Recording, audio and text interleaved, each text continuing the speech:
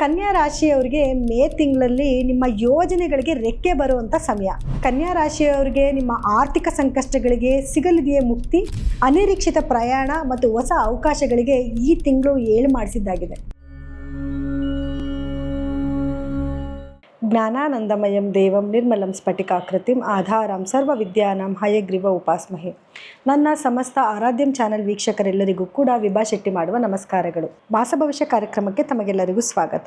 ಈ ತಿಂಗಳು ಅಂದರೆ ಮೇ ತಿಂಗಳಲ್ಲಿ ಗ್ರಹಗಳ ಸ್ಥಾನಮಾನ ಹೇಗಿದೆ, ಯಾವುದೆಲ್ಲ ಗ್ರಹಗಳ ಬದಲಾವಣೆ ಆಗ್ತಿದೆ, ಇದರಿಂದ ದ್ವಾದಶ ರಾಶಿಗಳ ಮೇಲೆ ಏನೆಲ್ಲ ಪರಿಣಾಮ ಬೀರುತ್ತೆ ಅನ್ನೋದನ್ನು ನೋಡೋಣ ಬನ್ನಿ. ಇನ್ನು ಗ್ರಹಗಳ ಸ್ಥಾನಮಾನ ಹೇಗಿದೆ ಅಂತ ನೋಡಿದ್ರೆ ನೋಡಿ, ಕುಂಭ ರಾಶಿನಲ್ಲಿ ರಾಹು ಗ್ರಹ ಇತ್ತು ಅಂದರೆ ಮೀನ ರಾಶಿನಲ್ಲಿ ಶನಿ ಬುಧ ಮತ್ತು ಕುಜ ಗ್ರಹಗಳಿದೆ. ಹಾಗೆ ಮೇಷ ರಾಶಿನಲ್ಲಿ ಸೂರ್ಯ ಗ್ರಹ ಇದ್ದರೆ ವೃಷಭ ರಾಶಿನಲ್ಲಿ ಶುಕ್ರ ಗ್ರಹ ಇದೆ. ಹಾಗೆ ಗುರು ಬಂದು ಮಿಥುನದಲ್ಲಿದ್ದು ಇನ್ನು ಸಿಂಹ ರಾಶಿನಲ್ಲಿ ಕೇತು ಗ್ರಹ ಇದೆ. ಆದರೆ ಇದರಲ್ಲಿ ಕೆಲವೊಂದು ಬದಲಾವಣೆ ಆಗ್ತದೆ. ಅಂದರೆ ಸಾಕಷ್ಟು ಗ್ರಹಗಳು ತನ್ನ ಪತನ ಚೇಂಜ್ ಮಾಡ್ತಾ ಇದೆ. ಯಾವ್ಯಾವ ಗ್ರಹಗಳು ಯಾವ ಸಮಯದಲ್ಲಿ ಚೇಂಜ್ ಮಾಡ್ತಿದೆ ಅಂತ ನೋಡಿದ್ರೆ, ಮೊದಲನೇದಾಗಿ ಇದೇ ತಿಂಗಳ 11ನೇ ತಾರೀಕು ಕುಜ ಗ್ರಹವು ಮೀನ ರಾಶಿಯಿಂದ ಮೇಷ ರಾಶಿಗೆ ಅಂದರೆ ತನ್ನ ಸ್ವಂತ ರಾಶಿಗೆ ಪ್ರವೇಶನ ಬೆಳೆಸ್ತಾ ಇದೆ. ಇನ್ನು ಮೇ 14ನೇ ತಾರೀಕು ಶುಕ್ರ ಗ್ರಹ ವೃಷಭ ರಾಶಿಯಿಂದ ಮಿಥುನ ರಾಶಿಗೆ ತನ್ನ ಪತನ ಬದಲಾಯಿಸ್ತಾ ಇದೆ. ಮಿಥುನ ರಾಶಿನಲ್ಲಿ ಆಲ್ರೆಡಿ ಗುರು ಗ್ರಹ ಇದ್ದು ಗುರುನ ಜೊತೆಯಲ್ಲಿ ಶುಕ್ರ ಸೇರ್ಕೊಂತಿದ್ದಾನೆ. ಇದರಿಂದ ಒಂದು ಯೋಗನೇ ಕ್ರಿಯೇಟ್ ಆಗ್ತಾ ಇದೆ. ಇದರ ಜೊತೆಯಲ್ಲಿ 15ನೇ ತಾರೀಕು ಸೂರ್ಯ ಮೇಷ ರಾಶಿಯಿಂದ ವೃಷಭ ರಾಶಿಗೆ ತನ್ನ ಪತನ ಬದಲಾಯಿಸ್ತಾ ಇದ್ದಾನೆ. ಅದೇ 15ನೇ ತಾರೀಕು ಬುಧ ಗ್ರಹ ಕೂಡ ಮೀನ ರಾಶಿಯಿಂದ ಮೇಷ ರಾಶಿಗೆ ತನ್ನ ಪತನ ಬದಲಾಯಿಸ್ತಾ ಇದ್ದಾನೆ. ಹಾಗೂ ಎರಡು ಬಾರಿ ತನ್ನ ಪತನ ಬದಲಾಯಿಸ್ತಾನೆ. ಇನ್ನೊಂದು ಅಂದರೆ 23ನೇ ತಾರೀಕು ಕೂಡ ಮೇಷ ರಾಶಿಯಿಂದ ವೃಷಭ ರಾಶಿಗೂ ಕೂಡ ತನ್ನ ಪತನ ಬದಲಾಯಿಸ್ತಾ ಇದ್ದಾನೆ. ಇನ್ನು ಬುಧ ಗ್ರಹ ಕೂಡ 15ನೇ ತಾರೀಕು ಮೇಷದಿಂದ ವೃಷಭಗೆ ತನ್ನ ಪತನ ಬದಲಾಯಿಸ್ತಾ ಇದ್ರೆ ಇನ್ನೊಂದು ಬಾರಿ ಅಂದರೆ 23ನೇ ತಾರೀಕು ವೃಷಭದಿಂದ ಮಿಥುನ ರಾಶಿಗೂ ಕೂಡ ತನ್ನ ಪತನ ಬದಲಾಯಿಸ್ತಾ ಇದ್ದಾನೆ. ನೋಡಿ, ಕನ್ಯಾ ರಾಶಿಯವರಿಗೆ ಕೆಲವೊಂದು ಅದೃಷ್ಟ ಒದಗಿ ಬಂದಿದೆ ಅಂತಲೇ ಹೇಳ್ಬೋದು. ಯಾಕೆ ಅಂತಂದರೆ ನೋಡಿ, ಬ್ಯಾಕ್ ಟು ಬ್ಯಾಕ್ ನಿಮಗೆ ಒಳ್ಳೆ ಅವಕಾಶಗಳು ಹುಡ್ಕೊಂಡು ಬರ್ತಾ ಇದೆ. ಯಾಕೆ 9ನೇ ಮನೆಯಲ್ಲಿ ಸೂರ್ಯ ಮತ್ತು ಬುಧರ ಒಂದು ಸಂಯೋಗ ಅಂದರೆ ಬುಧಾದಿತ್ಯ ಯೋಗ ನಡೀತಾ ಇದೆ. ಸೊ ಹಾಗಾಗಿ ಅದೃಷ್ಟ ಒಲಿದು ಬರುತ್ತೆ. ಪ್ರಯಾಣದಿಂದ ಲಾಭ ಸಿಗುತ್ತೆ. ನಿಮಗೆ ಪ್ರಯಾಣನೂ ಕೂಡ ಬರುತ್ತೆ, ಅದರಿಂದ ಒಳ್ಳೆ ಲಾಭನೂ ಕೂಡ ಸಿಗುತ್ತೆ. ಎಸ್ಪೆಷಲಿ ಗೌರ್ಮೆಂಟ್ ಉದ್ಯೋಗಿಗಳು ಅಥವಾ ಗೌರ್ಮೆಂಟ್ ರಿಲೇಟೆಡ್ ಏನಾದ್ರು ವರ್ಕ್ ಮಾಡ್ತಿರೋರು ಅಥವಾ ಗೌರ್ಮೆಂಟಿಂದ ಏನಾದ್ರು ಉಪಯೋಗಗಳು ಆಗಿಸ್ಕೊಂಡ್ರೆ ಪ್ರತಿದಿನ ಗೌರ್ಮೆಂಟ್ ಇಂದನೇ ಕೆಲಸಗಳಾಗುವಂಥದ್ದು ಕೆಲವ್ರಿಗಿರುತ್ತೆ. ಜೊತೆಗೆ ರಾಜಕಾರಣಿಗಳು, ಯಾರೆಲ್ಲ ಕನ್ಯಾ ರಾಶಿಯ ರಾಜಕಾರಣಿಗಳಿದ್ದಾರೆ ಅವರೆಲ್ಲರಿಗೂ ಕೂಡ ಅದೃಷ್ಟ ಒಲಿದು ಬರುವಂಥ ಸಮಯ ಇದಾಗಿರುತ್ತೆ. ಈ ಟೈಮಲ್ಲಿ ಅಧಿಕಾರ ಆಗಿರ್ಬೋದು, ಅಂದರೆ ನಿಮಗೆ ಅದನ್ನು ಒಂದು ಹೈ ಪೋಸ್ಟ್ಗೆ ಹೋಗಬೇಕು. ಪ್ರತಿಯೊಬ್ಬರಿಗೂ ಒಂದು ಕನಸಿರುತ್ತೆ, ನಾನು ಈ ಕೆಲಸದಿಂದ ಇನ್ನು ಮುಂದಕ್ಕೆ ಇನ್ನೊಂದು ಸ್ಟೆಪ್ಪು ಮೇಲೆ ಹೋಗಬೇಕು ಅಥವಾ ಇನ್ನೇನೋ ಒಂದು ಒಳ್ಳೆ ಕೆಲಸನ ಮಾಡಬೇಕು ಅಥವಾ ಒಂದು ಅಧಿಕಾರ ಬರಬೇಕು ಅನ್ನೋದು ಒಂದು ಆಸೆ ಇದ್ದೇ ಇರುತ್ತೆ. ಸೊ ಅದೆಲ್ಲದಕ್ಕೂ ಕೂಡ ಒಳ್ಳೆ ಅವಕಾಶ ಸಿಗುವಂಥ ಸಮಯ ಆಗಿರುತ್ತೆ. ಯಾಕೆ ಅಂತಂದರೆ 9ನೇ ಮನೆಯಲ್ಲಿ ಸೂರ್ಯ ಮತ್ತು ಬುಧರ ಒಂದು ಸಂಯೋಗ ಕೂಡ ನಡೀತಾ ಇದೆ. ಬಿಸ್ನೆಸ್ಸಲ್ಲಿ ಡೆವಲಪ್ಮೆಂಟ್ ಆಗ್ತೀರಾ, ಒಳ್ಳೊಳ್ಳೆ ಅವಕಾಶಗಳು ನಿಮ್ಮನ್ನು ಹುಡ್ಕೊಂಡು ಬರುತ್ತೆ. ನೀವೇನೇನು ಕೆಲಸಗಳು ಮಾಡಬೇಕು ಅಂದ್ಕೊಂಡಿದ್ದೀರಾ ಅದಕ್ಕೆ ಸ್ವಲ್ಪ ಪ್ರಯತ್ನ ಪಟ್ಟರು ಕೂಡ ಆ ಕೆಲಸಗಳು ನಿಮಗೆ ಆಗತ್ತೆ. ಸೊ ಹಾಗಾಗಿ ಈ ಸಮಯನ ನೀವು ದುರುಪಯೋಗ ಪಡಿಸ್ಕೊಳ್ದಿರೋ ಉಪಯೋಗ ಮಾಡ್ಕೊಳ್ಳಿ. ಬರೋ ಎಲ್ಲ ಅವಕಾಶಗಳನ್ನು ತಗೊಳ್ಳಿ. ಅಥವಾ ನಿಮ್ಮ ತಲೆಯಲ್ಲಿ ಏನಾದರೂ ಕೆಲವು ಐಡಿಯಾಗಳಿರುತ್ತೆ, ನಾನು ಇದನ್ನೇ ಮಾಡಬೇಕು, ಇಂಥ ವ್ಯಕ್ತಿನ ಮೀಟ್ ಮಾಡಿದ್ರೆ ನನಗೆ ಇಂಥ ಕೆಲಸಗಳಾಗತ್ತೆ, ನಾನು ಜೀವನದಲ್ಲಿ ಇಂತಿಂಥ ಲೆವೆಲ್ಸ್ಗೆ ಹೋಗಬೇಕು ಅಂತ ಏನು ಅಂದ್ಕೊಂಡಿರ್ತೀರ ಅದಕ್ಕೆ ಪ್ರಯತ್ನನ ಇವಾಗ ಪಡಿ. ಯಾರನ್ನ ಮೀಟ್ ಮಾಡಬೇಕು, ಏನು ಕೆಲಸಗಳನ್ನ ಮಾಡಬೇಕು ಅದನ್ನೆಲ್ಲ ಮಾಡ್ಕೊಳ್ಳೋಕ್ಕೆ ಒಂದು ಅದ್ಭುತವಾದ ಸಮಯ ಕ್ರಿಯೇಟ್ ಆಗಿದೆ. ಸೊ ಇದನ್ನ ಸದುಪಯೋಗ ಪಡಿಸ್ಕೊಳ್ಳಿ. ಇನ್ನು 10ನೇ ಮನೆ ಅಂತ ಬಂದಾಗ ನೋಡಿ, ಗುರು ಮತ್ತು ಶುಕ್ರರ ಒಂದು ಸಂಯೋಗ ಆಗ್ತಿದೆ. ಸೊ ಹಾಗಾಗಿ ಗಜಲಕ್ಷ್ಮಿ ರಾಜಯೋಗ ಕೂಡ ನಡೀತಾ ಇದೆ. ಸೊ ವ್ಯಾಪಾರದಲ್ಲಿ ತುಂಬ ಅಭಿವೃದ್ಧಿ ಆಗುತ್ತೆ, ಒಳ್ಳೊಳ್ಳೆ ಅವಕಾಶ ಬರುತ್ತೆ. ಆ ಕೆಲಸಗಳನ್ನ ಮಾಡಿದ್ರೆ ಒಳ್ಳೆ ಲಾಭನೂ ಕೂಡ ನಿಮಗೆ ಸಿಗ್ತಾ ಇದೆ. ಸೊ ಇದನ್ನು ಸದುಪಯೋಗ ನೀವು ಪಡಿಸ್ಕೋಬೇಕು. ಏನೆಲ್ಲ ಲಾಭಗಳು ಬರ್ಬೋದು ಅಂದರೆ, ನೀವೇನೆಲ್ಲ ಕಷ್ಟಪಟ್ಟು ಕೆಲಸಗಳನ್ನ ಮಾಡಿದ್ದೀರಾ ಅದಕ್ಕೆ ಒಳ್ಳೆ ಉತ್ತಮವಾದ ಲಾಭಗಳು ಬರುವಂಥದ್ದು, ನಿರೀಕ್ಷೆ ಪಟ್ಟಷ್ಟು ಹಣ ಬರುವಂಥದ್ದು. ಇವಾಗ ನಿಮ್ಗೊಂದು ನಿರೀಕ್ಷೆ ಇದೆ, ಇಂಥ ಕೆಲಸಗಳಾಗಬೇಕು, ಈ ಕೆಲಸ ಮಾಡಿದ್ರೆ ನನಗೆ ಇಷ್ಟು ಲಾಭ ಬರುತ್ತೆ, ಅದು ಹಣದ ರೂಪನೇ ಅಂತನಲ್ಲ. ಕೆಲವರಿಗೆ ಅಧಿಕಾರ ಸಿಗ್ಬೋದು, ಕೆಲವರಿಗೆ ಕೆಲವೊಂದು ಆಗಬೇಕಾಗಿರೋ ಕೆಲಸಗಳಾಗೋದಾಗಿರ್ಬೋದು, ಇನ್ನು ಕೆಲವರಿಗೆ ಹಣನೇ ಬರೋದಿರುತ್ತೆ. ಆ ಎಲ್ಲನೂ ಕೂಡ ಬರುವಂಥ ಸಮಯ ಆಗಿರುತ್ತೆ. ಅದಕ್ಕೆ ಪ್ರಯತ್ನ ಸ್ವಲ್ಪನಾದರೂ ನೀವು ಪಡಲೇಬೇಕಾಗತ್ತೆ. ಏನಕ್ಕೆ ನಾನು ಮತ್ತೆ ಪ್ರಯತ್ನ ಪಡಿ ಅಂತಿದ್ದೀನಿ ಅಂದರೆ, ಶನಿಯ ದೃಷ್ಟಿ ಕೂಡ ನಿಮ್ಮ ಮೇಲಿದೆ. ಸೊ ಶನಿ ದೃಷ್ಟಿ ಇರೋದ್ರಿಂದ ಏನಾಗುತ್ತೆ, ಕೆಲಸಗಳು ನಿಧಾನಗತಿನಲ್ಲಿ ಆಗುತ್ತೆ. ಇವತ್ತಾಗುತ್ತೆ ಕೆಲಸ, ಇವತ್ತು ಹೋಗ್ರಿ ಒಂದು ವ್ಯಕ್ತಿನ ಮೀಟ್ ಮಾಡ್ಕೊಂಡು ಬನ್ನಿ ಅಂತಂದರೆ ನೀವು ಹೋಗಲ್ಲ, ಲೇಸಿ ಮಾಡಿಬಿಡ್ತೀರಾ. ಅಯ್ಯೋ ಆಮೇಲೆ ಹೋಗೋಣ ಅಂದ್ಕೊಂಡೆ, ಅಯ್ಯೋ ಕುತ್ಕೊಂಡಿದ್ದೆ ಟಿ ವಿ ನೋಡ್ತಿದ್ದೆ ಟೈಮ್ ಪಾಸ್ ಆಗೋಯ್ತು, ಅಯ್ಯೋ ಮೊಬೈಲ್ ನೋಡ್ತಿದ್ದೆ ಟೈಮ್ ಪಾಸ್ ಆಗೋಯ್ತು. ಬೇಡ, ಆ ರೀತಿ ಮಾಡೋಕ್ಕೆ ಹೋಗಬೇಡಿ. ಇವತ್ತು ಹೋಗಬೇಕು ಅಂದ್ಕೊಂಡ್ರೆ ಒಂದು ಮಾರ್ಕ್ ಮಾಡ್ಕೊಳ್ಳಿ. ಆ ಸಮಯಕ್ಕಿಂತ ಅರ್ಧ ಗಂಟೆ ಮುಂಚಿತವಾಗಿ ಆ ಜಾಗದಲ್ಲಿ ಇರೋದಕ್ಕೆ ಪ್ರಯತ್ನ ಪಡಿ, ಖಂಡಿತ ಆಗೇ ಆಗುತ್ತೆ.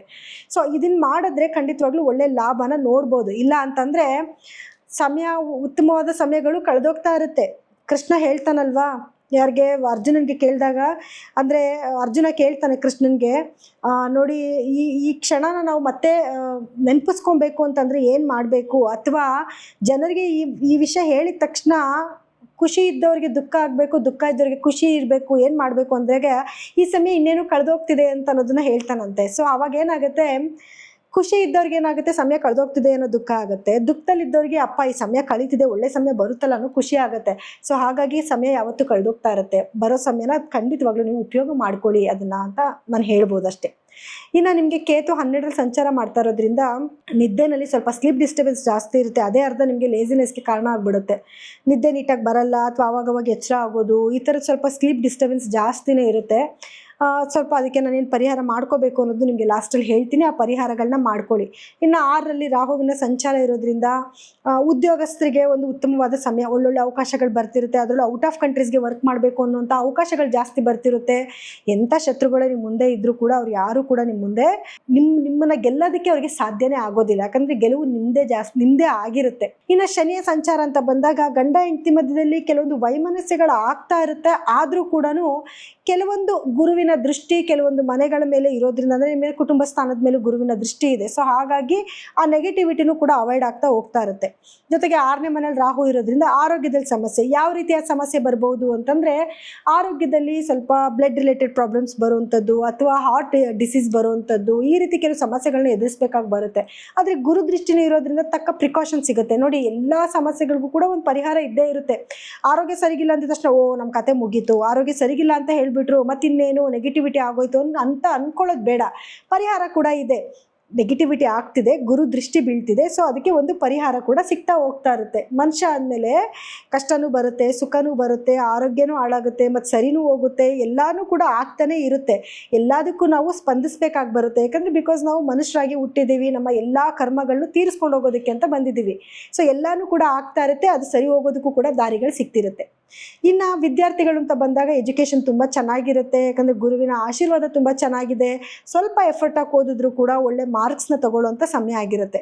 ಇನ್ನು ರೈತರು ಅಂತ ಬಂದಾಗ ರೈತರಿಗೆ ತುಂಬ ಉತ್ತಮವಾದ ಸಮಯ ಆಗಿರುತ್ತೆ. ಅದರ ಒಂದು ವಿಚಾರ ಏನು ಅಂತಂದರೆ, ನೋಡಿ, 8ನೇ ಮನೆಯಲ್ಲಿ ಕುಜನ ಒಂದು ಸಂಚಾರ ನಡೀತಿದೆ. ಈ ವಿಚಾರದಲ್ಲಿ ತುಂಬ ಕೇರ್ಫುಲ್ ಆಗಿರಬೇಕು. ಏನು ಅಂತಂದರೆ, ವೆಹಿಕಲ್ಸ್ ಓಡಿಸ್ಬೇಕಾದ್ರೆ ತುಂಬ ಕೇರ್ಫುಲ್ ಆಗಿರಬೇಕಾಗುತ್ತೆ. ಯಾಕಂದರೆ ಆಕ್ಸಿಡೆಂಟ್ಗಳಾಗುವಂಥ ಚಾನ್ಸಸ್ ಜಾಸ್ತಿನೇ ಇರುತ್ತೆ. 8ರಲ್ಲಿ ಕುಜನ ಸಂಚಾರ ನಡೀತಿದೆ. ಬ್ಲಡ್ಗೆ ಸಂಬಂಧಪಟ್ಟ ಸಮಸ್ಯೆಗಳು, ಬೋನ್ಗೆ ಸಂಬಂಧಪಟ್ಟ ಸಮಸ್ಯೆಗಳಾಗೋ ಸಾಧ್ಯತೆ ಇರುತ್ತೆ. ಸೊ ಹಾಗಾಗಿ ಅನಿರೀಕ್ಷಿತವಾದ ಪ್ರಯಾಣನ ಕಡಿವಾಣ ಹಾಕೊಳ್ಳೋದೇ ಒಳ್ಳೆಯದು. ಅಥವಾ ಹೋಗಲೇಬೇಕಾದ ಸಂದರ್ಭ ಬಂತು ಅಂತಂದರೆ ಸ್ವಲ್ಪ ಸ್ಪೀಡ್ ಕಂಟ್ರೋಲ್ ಇಟ್ಕೊಳ್ಳಿ, ಸ್ವಲ್ಪ ಎಲ್ಲ ಥರ ಸೇಫ್ಟಿ ಮಾಡ್ಕೊಂಡು ಹೋಗಿ. ಆವಾಗ ಸ್ವಲ್ಪ ನೆಗೆಟಿವಿಟಿನ ತಪ್ಪಿಸ್ಬೋದು. ನಿಮ್ಮ ಮನೇಲಿ ಚಿಕ್ಕ ಮಕ್ಳು ಏನಾದರೂ ಇತ್ತು ಅಂತಂದರೆ, ಅವರೇನಾದರೂ ಕನ್ಯಾ ರಾಶಿಯವರಾಗಿದ್ದರೆ ಸುಮ್ಮನೆ ರಜಾ ಹಾಲಿಡೇಸ್ ಬಂದುಬಿಟ್ಟಿದೆ ಗಾಡಿಗಳು ಕೊಟ್ಬಿಟ್ಟು ಕಳಿಸ್ಬಿಡೋದು, ಹಾಗೆಲ್ಲ ಮಾಡೋಕ್ಕೆ ಹೋಗಬೇಡಿ. ಒಂದು ಕಣ್ಣು ಇಟ್ಕೊಂಡಿರಿ. ಯಾಕಂದರೆ ತುಂಬ ಆಕ್ಸಿಡೆಂಟ್ಸ್ಗಳಾಗ್ತದೆ. ನಿಂತಿರೋ ಗಾಡಿ ಬಂದು ಸುಮ್ಮನೆ ಯಾರೋ ಪಾಪ ರೋಡಲ್ಲಿ ಹೋಗೋರ ಮೇಲೆ ಹತ್ಕೊಂಡು ಹೋಗ್ಬಿಡೋದು, ಇದೆಲ್ಲ ಆಗ್ತಿರುತ್ತೆ. ಗ್ರಾಚಾರ ಸರಿಗಿಲ್ಲ ಅಂದಾಗ ಏನು ಬೇಕಾದರೂ ಆಗ್ಬೋದು. ಸೊ ಹಾಗಾಗಿ ಸ್ವಲ್ಪ ಈ ವಿಚಾರದಲ್ಲಿ ಕೇರ್ಫುಲ್ ಆಗಿರಿ ಅಂತ ಹೇಳ್ಬೋದು. ಇನ್ನು ಪರಿಹಾರವಾಗಿ ಏನು ಮಾಡ್ಕೋಬೇಕು ಅಂತ ನೋಡಿದ್ರೆ, ನೋಡಿ, ಪರಿಹಾರವಾಗಿ ಕುಜನ ಒಂದು ಆರಾಧನೆ, ಏನಂದರೆ ಕುಜ ಗಾಯತ್ರಿ ಮಂತ್ರ ಅಂತ ಬರುತ್ತೆ. ಅದನ್ನು ಹೇಳ್ಕೊಳ್ಳಿ, ಪಠನೆ ಮಾಡ್ಕೊಳ್ಳಿ. ಅಥವಾ ಪ್ರತಿ ಮಂಗಳವಾರ ದಿವಸ ಸುಬ್ರಹ್ಮಣ್ಯ ಸ್ವಾಮಿ ದೇವಸ್ಥಾನಕ್ಕೆ ಹೋಗಿ 1/4 kg ಅಷ್ಟು ತೊಗರಿ ಬೇಳೆನ ದಾನ ಮಾಡಿ. ದೇವಸ್ಥಾನಕ್ಕೆ ಕೊಡಿ ಅಂತ ಹೇಳ್ತಿಲ್ಲ, ಅದನ್ನು ನಿರ್ಗತಿಕರಿಗೆ ಕೊಟ್ಬಿಟ್ಟು ಬಂದರೂ ಪರವಾಗಿಲ್ಲ. ಒಟ್ಟಿನಲ್ಲಿ ದೇವಸ್ಥಾನಕ್ಕೆ ಹೋಗಿ ನಿಮ್ಮ ಹೆಸರು ಒಂದು ಅರ್ಚನೆ ಮಾಡಿಸ್ಕೊಳ್ಳಿ. ಒಂದು ತೊಗರಿ ಬೇಳೆ ತೊಗೊಂಡೋಗಿರೋದನ್ನ ಯಾರಿಗಾದರೂ ದಾನ ಮಾಡಿಬಿಡಿ. ಕುಜ ಆ ಪ್ಲೇಸಿಂದ ಮೂವ್ ಆಗೋವರೆಗೂ ಇದನ್ನು ನೀವು ಮಾಡ್ಕೊಂಡ್ರೆ ಒಳ್ಳೆಯದು. ಇನ್ನು ಅದು ಬಿಟ್ಟರೆ ನೀವು ವಿಷ್ಣು ಸಹಸ್ರನಾಮನ ಕೇಳೋದು ಅಥವಾ ಹೇಳ್ಕೊಳ್ಳೋದು, ಅಥವಾ ವಿಷ್ಣುವಿನ ದೇವಸ್ಥಾನಕ್ಕೆ ವಾರದಲ್ಲಿ ಒಂದು ದಿವಸನಾದರೂ, ಇಲ್ಲ ಬುಧವಾರ ಹೋಗಿ ಅಥವಾ ಶನಿವಾರ ಹೋಗಿ ಒಂದು ದರ್ಶನ ಮಾಡ್ಕೊಂಡು ಅಥವಾ ನಿಮ್ಮ ಹೆಸರು ಒಂದು ಅರ್ಚನೆ ಮಾಡಿಸ್ಕೊಂಡು ಬನ್ನಿ ಸಾಕು. ನೀವು ಅಂದ್ಕೊಳ್ಳೋ ಎಲ್ಲ ಕೆಲಸಗಳಲ್ಲೂ ಖಂಡಿತವಾಗ್ಲೂ ಯಶಸ್ಸನ್ನು ನೋಡ್ಬೋದು. ಇನ್ನು ಕಾರ್ಯಕ್ರಮ ಮುಗಿಸೋವಂಥ ಒಂದು ಸಮಯ ಈಗ ಬಂದಿದೆ. ಆದರೆ ಒಂದೇನು ಅಂತಂದರೆ, ಕೆಲವ್ರದ್ದು ಕಮೆಂಟ್ಸ್ ನೋಡ್ತಾ ಇರ್ತೀನಿ. ಕಮೆಂಟ್ಸಲ್ಲಿ ಏನು ಅಂತಂದರೆ, ಕೆಲವರು ನೆಗೆಟಿವಿಟಿ ಹಾಕ್ತಿರ್ತಾರೆ, ಕೆಲವರು ಪಾಸಿಟಿವ್ ಆಗಿ ಹೇಳ್ತಿರ್ತಾರೆ. ಈಗ ನಾನು ಹೇಳಿರೋ ಫಲಗಳಲ್ಲೂ ಕೂಡ ಕೆಲವು ಪಾಸಿಟಿವ್ ನೆಗೆಟಿವ್ ಎರಡೂ ಕೂಡ ಇದ್ದೇ ಇರುತ್ತೆ. ಸೊ ಹಾಗಾಗಿ ಕೆಲವ್ರು ಏನು ಹೇಳ್ತಾರೆ, ನಮ್ಗೆ ಯಾವುದೇ ರೀತಿ ನೆಗೆಟಿವ್ ಆಗ್ತಿಲ್ಲ, ನಾವು ತುಂಬ ಚೆನ್ನಾಗಿದ್ದೀವಿ, ನೀವು ಸುಮ್ಮನೆ ಏನೋ ಹೇಳ್ತಿದ್ದೀರಾ ಅಂತ ಕೆಲವರು ಹೇಳ್ತಾರೆ. ಇನ್ನು ಕೆಲವರು ತುಂಬ ಚೆನ್ನಾಗಿದೆ ಅಂತ ನೀವು ಹೇಳ್ತಿದ್ದೀರಾ, ನಂಗೆ ತಿನ್ನೋಕೆ ಊಟನೂ ಇಲ್ಲ, ಬಟ್ಟೆನೂ ಇಲ್ಲ, ಕೆಲಸನೂ ಇಲ್ಲ, ನಾವೇನು ಮಾಡಬೇಕು ಅಂತ ಅನ್ನೋರು ಕೂಡ ಇದ್ದೀರಾ. ಸೊ ಏನಕ್ಕೆ ಈ ಥರ ಎಲ್ಲ ಆಗುತ್ತೆ ಅಂತಂದರೆ, ನಿಮ್ಮ ವೈಯಕ್ತಿಕ ಜಾತಕನ ನೀವು ತೋರಿಸ್ಕೋಬೇಕು. ಯಾಕೆ ಗೊತ್ತಾ, ಅದರಲ್ಲಿ ಗ್ರಹಗತಿಗಳ ಸ್ಥಾನಮಾನ ಬೇರೆ ಆಗಿರುತ್ತೆ, ಮತ್ತು ನಿಮಗೆ ನಡೀತಿರುವಂಥ ದಶಾಭುಕ್ತಿನೂ ಕೂಡ ಬೇರೆ ಆಗಿರುತ್ತೆ. ಅದಕ್ಕೆ ತಕ್ಕನಾದ ಪರಿಹಾರಗಳನ್ನ ನೀವು ಮಾಡ್ಕೋಬೇಕು. ಅದು ತುಂಬ ಇಂಪಾರ್ಟೆಂಟ್ ಆಗಿರುತ್ತೆ. ಸೊ ಹಾಗಾಗಿ ನೀವೇನಾದರೂ ನಿಮ್ಮ ವೈಯಕ್ತಿಕ ಜಾತಕನ ಪರೀಕ್ಷೆ ಮಾಡಿಸ್ಕೋಬೇಕು ಅಂದರೆ ಕೆಳಗಡೆ ಸ್ಕ್ರೋಲ್ ಆಗ್ತಿರುವಂಥ ನಮ್ಮ ನಂಬರ್ಗೆ ಕರೆ ಮಾಡಿ ನಿಮ್ಮ ಅಪಾಯಿಂಟ್ಮೆಂಟ್ನ ಫಿಕ್ಸ್ ಮಾಡ್ಕೊಳ್ಳಿ. ಸೊ ಎಲ್ಲರಿಗೂ ಕೂಡ ನನ್ನ ಧನ್ಯವಾದಗಳು.